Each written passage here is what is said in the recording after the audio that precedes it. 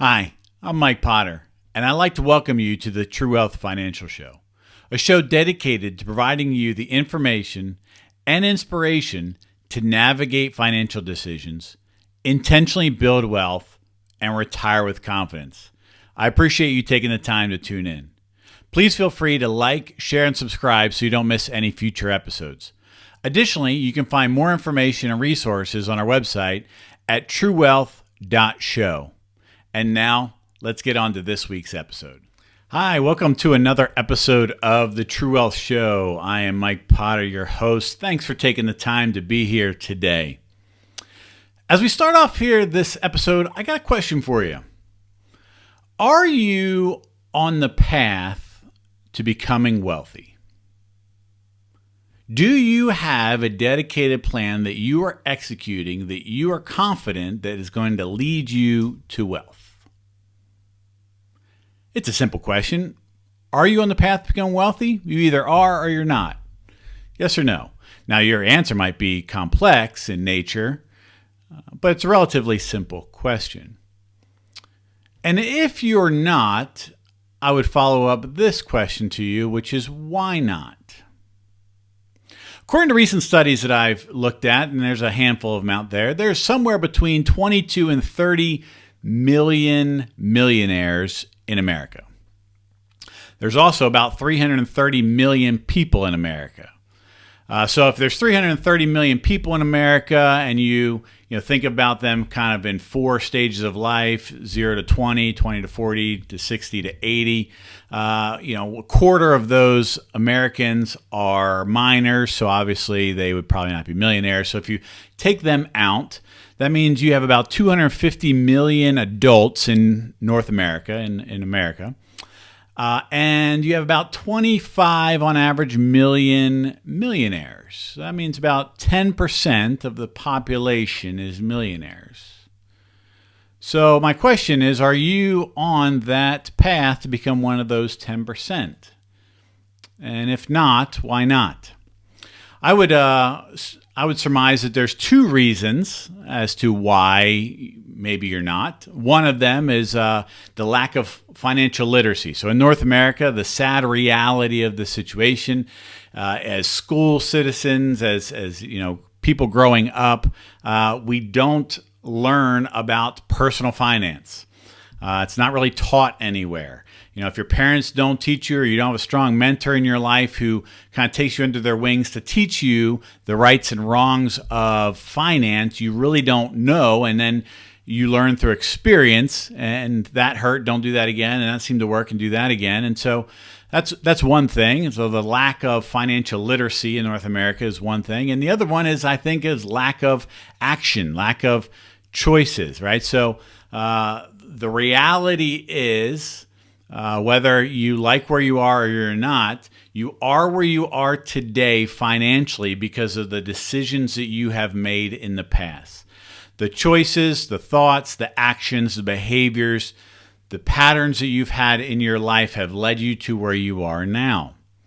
And if you're at a great spot, then good, then keep doing those things. But if you're at a spot you don't like, then you need to change because your future self is dedicated upon the decisions, choices, mindset, beliefs, actions that you're taking now. So if you want a better future, you have to do things differently in the present.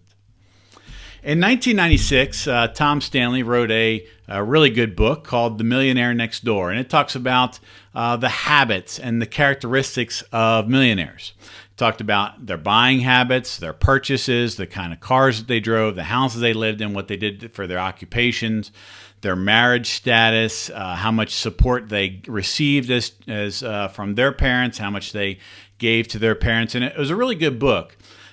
He went on to write a couple other ones called The Millionaire Mind, which basically focused on decamillionaires. He wrote some more, Stop Acting Rich, The Millionaire Woman. Him and his daughter were working on this book, The Next Millionaire Next Door, when he tragically died in a car accident. But The Millionaire Mind was the first book that I read about millionaires. And it was really, really good. It was really interesting. It's kind of meaty. It's kind of statistical in nature. But here's the thing. It was formulated off of a sample size of about 750 millionaires that he surveyed. And so it gave a good picture, but wasn't representative maybe of the larger, millions out there there are. And so Ramsey Solutions, basically Chris Hogan and his team at the time in 2018, basically did another study of millionaires of over 10,000 millionaires in North America.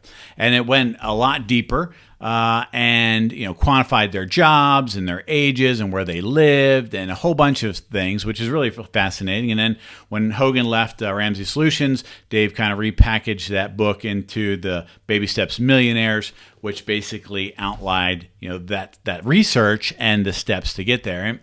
And it was really interesting. And so one of the things that, the takeaway from that is the information is out there if you want it, right? There's two ways to get information. One is to basically learn it from experience, like we talked about a little bit earlier, or learn it from the benefit of others. And it's a big world, and you're doing a great job of today trying to gain information from others by listening to this show. And there's a bunch of other shows out there like this that will help you. There's also people that provide services, banks and various, planners and things like that that will help you. And so what I want to do here real quick is I want to kind of go through really the services that I provide to my clients. And it'll also kind of foreshadow where we're going to go with this show, all with the idea of helping provide you the information and inspiration to navigate financial decisions, intentionally build wealth, and retire with confidence. So one of the services that I offer to clients individually is financial coaching.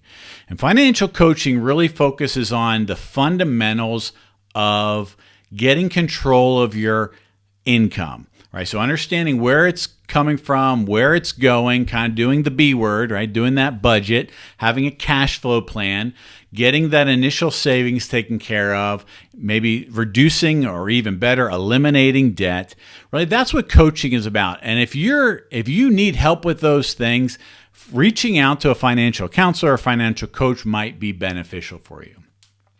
The next service that I offer to clients individually is that of True Wealth Investing. So this is the idea that if you need help with investing, you're trying to start your Roth IRA, you're trying to get going on your 401k, you're trying to do some wealth building maybe outside of some of those retirement vehicles, this is a service that's provided to help you get the professional help regarding your investing. Investing is the engine. It's the thing that helps your wealth grow over time.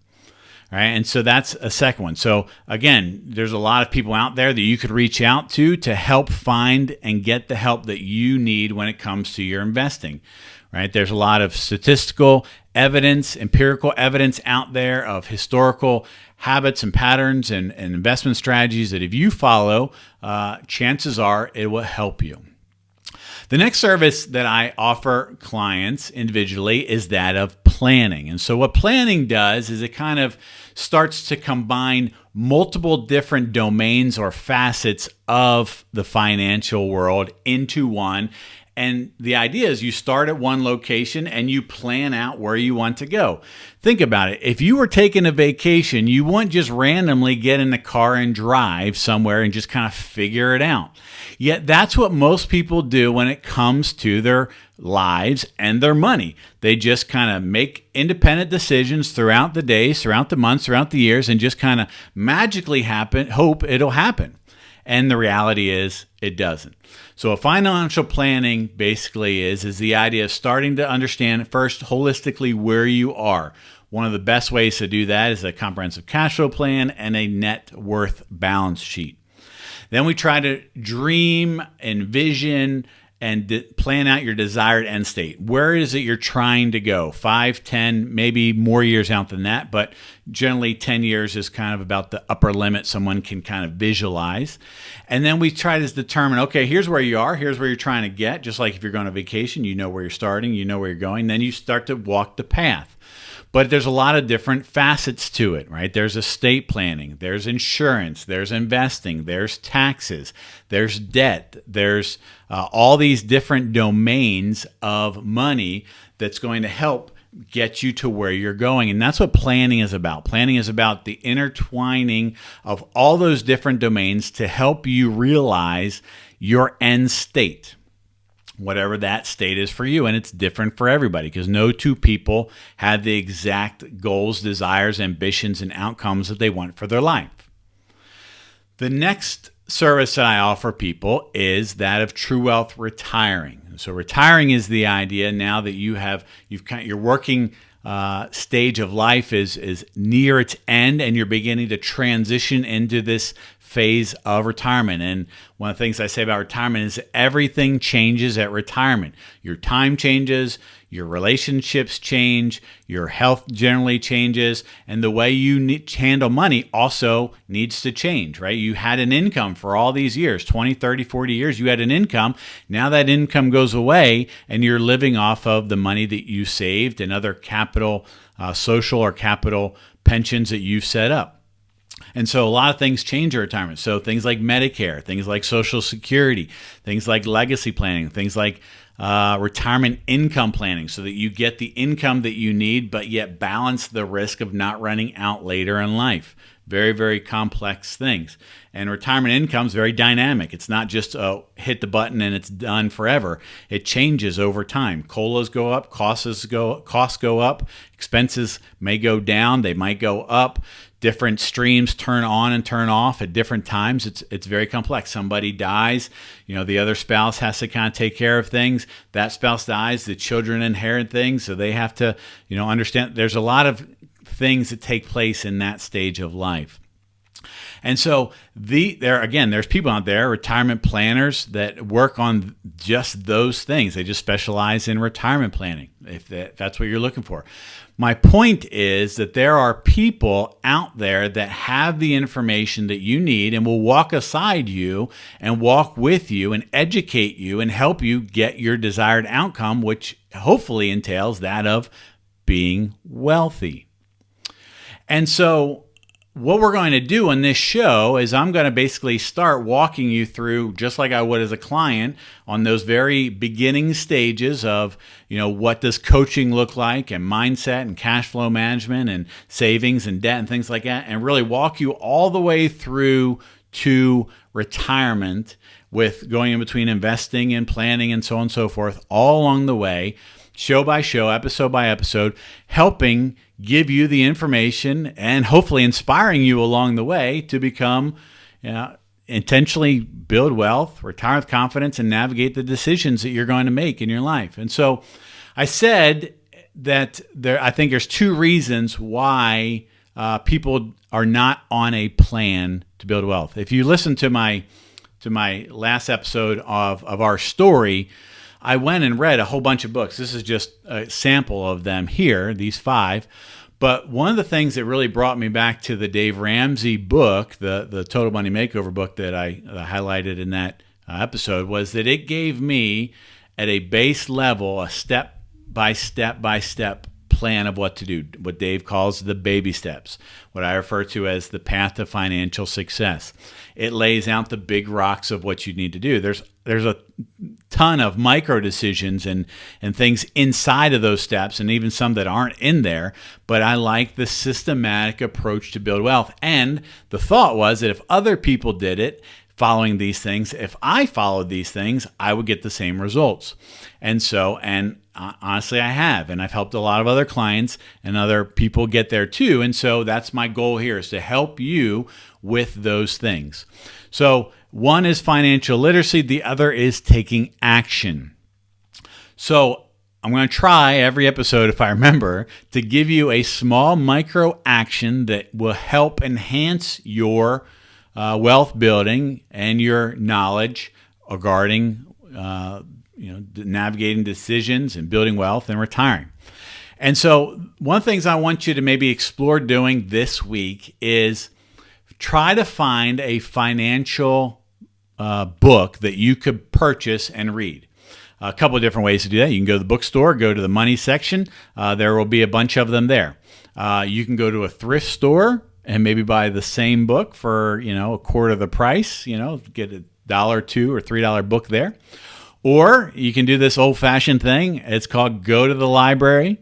Libraries are great things, and you can get a library card if you don't have one, and you can borrow that book for free. But here's the thing. I want you to try to read it, right? Obviously, listening to podcasts are good. YouTube's good, all that stuff. But there's just something different about the idea of having really, it's going to sound old-fashioned, but an old-fashioned book, a tangible book that you can touch and feel. Like I like reading ebooks and that stuff too.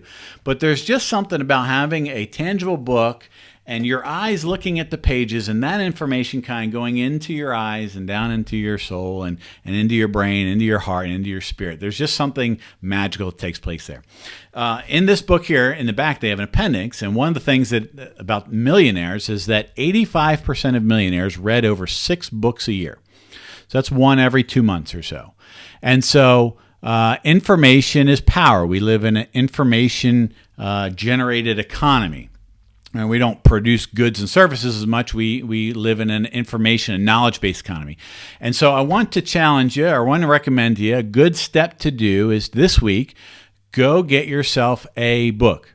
There's a bunch of authors out there, right? Dave Ramsey's one, Rachel Cruz is another, Tom Stanley, David Bach, Susie Orman. There's a bunch of them out there. But get a personal finance book. Don't get one on investing or business. Get a personal finance book and begin to increase your knowledge and begin to do the things that others have done. And by doing so, going back to our original question, are you on a path to becoming wealthy? You will then be able to hopefully, confidently say yes. Hope this is helpful for you. If you have any questions or comments, please feel free to reach out to me. Otherwise, until next time, I hope you have a great day. Thanks again for taking the time to watch or listen this week's episode of the True Wealth Financial Show. I encourage you to like, share, subscribe so you don't miss any future episodes. Additionally, you can go to www.truewealth.show for more information and resources. One final note as we wrap up today's show. I hope the information that you were provided was helpful and valuable, but I want to remind you that it's really for educational purposes only. Prior to making any decisions or taking any actions, I would strongly encourage you to talk to your legal, tax, estate, or financial advisor who's familiar with the circumstances of your situation. Until next time, I hope you have a great day.